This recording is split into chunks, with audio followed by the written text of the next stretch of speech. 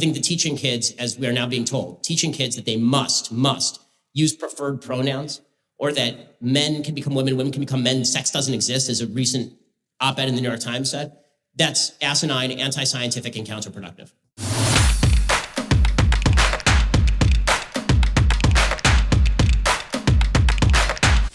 So my main disagreement with you is on the subject of transgenderism. Mm-hmm.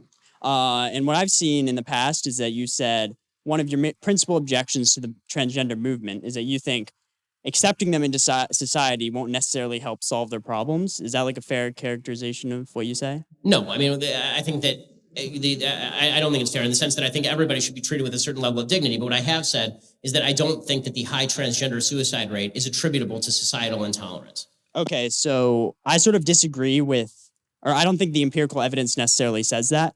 I've seen studies from UCLA that have drawn different conclusions, but I realize if we disagree on the empirical evidence, not much can be resolved here tonight.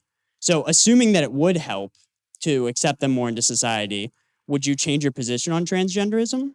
So the position on transgenderism I want to clarify so that I can tell you what I would change and what I wouldn't change. So what I would not change is the idea that you cannot force people to call you what you want to be called. That is anathema to a free society. I will also not change the idea that we should not indoctrinate children in blatant biological falsehoods like there's no such thing as male and female. I think it's very important that kids know there is such a thing as male and female, and that these are real categories, and that a man cannot become a woman and a woman cannot become a man. I think that confusing children about this stuff carries its own inherent dangers. Kids are easily confused and easily screwed up. So I think that would not change. I've also said in conversations with people like Blair White, who's a transgender woman, meaning a man who believes he's a woman, I've said to Blair, like, if we were at a restaurant or something and we were out to dinner together, I wouldn't go out of my way to call Blair White a he. I mean, presumably we'd be speaking in second person with one another.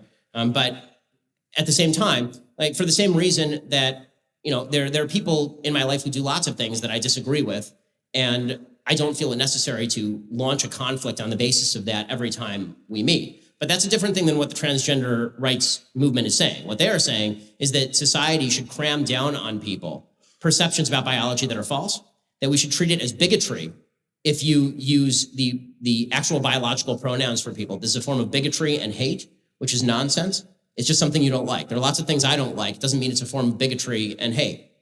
And that's where I stand on this. So again, I think that we should try to treat people with as much civility as possible. And in my position as a public figure, you know, I am very often speaking on the general kind of issue. I'm not speaking on one-to-one, you know, out to lunch or something. That's a little bit of a different thing.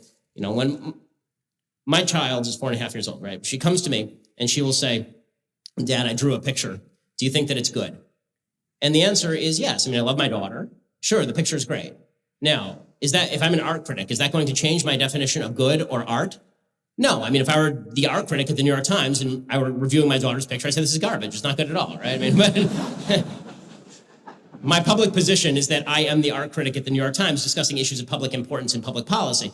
I don't think that it is the responsibility of other people to protect your fragile mindset. With that said, if people wish to do so out of a certain level of sympathy, I certainly don't think there's anything wrong with that. I mean, if you want to, in interpersonal connections, do that. But I think that teaching kids, as we are now being told, teaching kids that they must use preferred pronouns, or that men can become women, women can become men, sex doesn't exist, as a recent op-ed in the New York Times said, that's asinine, anti-scientific, and counterproductive.